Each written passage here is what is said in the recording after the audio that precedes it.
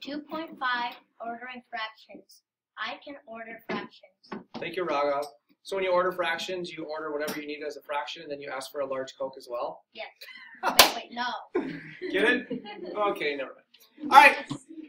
Give me another name for like denominators, everybody. So if you see one or the other, they mean the same thing. Don't get confused by that. Excuse me?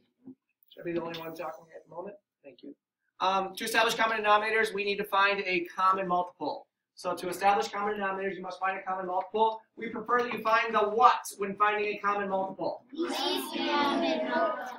You need to find the least common multiple or the LCM. So skipping on down to number 4 here, I gave you two fractions in blue there, 2/6 and 3/8. Your job was to find a common multiple, preferably the least common multiple. All of you, hopefully, said, yeah, 24 is a very small number that both 6 and 8 will go into. Yes, no? Yes.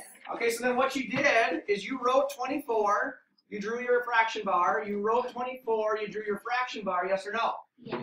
And then you're like, hey, the bubble method. Remember the bubble method? Y'all put bubbles up here. You made the bubbles before you did anything else, and then you did some algebra. You said, okay, to get from 6 to 24, I need to multiply by what number? 4. And if you're going to multiply the bottom by 4, you must multiply the top by 4 in order to keep the fractions equivalent. Yes or no? Yes. So what is 2 times 4?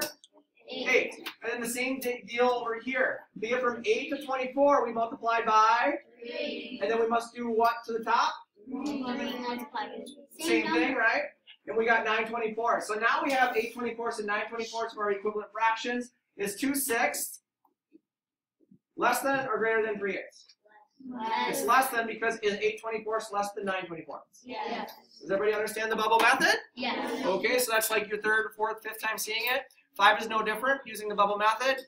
And then the last problem, we ordered some fractions. And again, you can see we used our bubble method because 9, 6, 4, and 3 all actually have an LCM of 36. So we wrote 36. We drew all 4 of our bubbles. And then we did our algebra. We needed to go from 9 to 36. So 9 times what equals 36, you guys? 4. And you guys don't need to do the algebra to figure that out because you're so good at math and your basic skills, and so on and so forth. Once we were done then, we put them in order from greatest to least because that's what it asks for. So the given problems are in order now from greatest to least. Anything else you need from me before we stop? No.